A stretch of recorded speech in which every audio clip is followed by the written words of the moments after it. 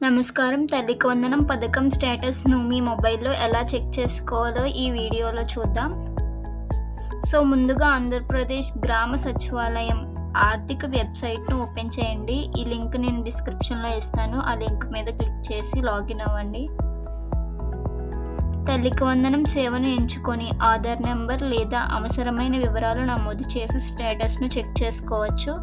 ఈ వీడియోలో చూస్తున్నారుగా స్కీమ్ అంటే తల్లికి వందనం ఇస్తారు. ఇయర్ 2026, 2027 ఇస్తారు. తర్వాత మదర్‌కి కాబట్టి మదర్ ఆధార్ నంబర్ మీ ఆధార్ నంబర్ ఎంటర్ చేస్తే ఓటీపీ మీ ఆధార్ నంబర్ లింకింగ్‌కి వస్తది. ఓటీపీ ఎంటర్ చేస్తారు.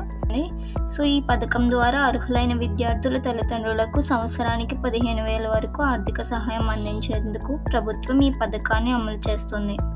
ఇలాంటి ఆంధ్రప్రదేశ్ ప్రభుత్వ పథకాల తాజా సమాచారం కోసం మా ఛానల్‌ను ఫాలో అవ్వండి.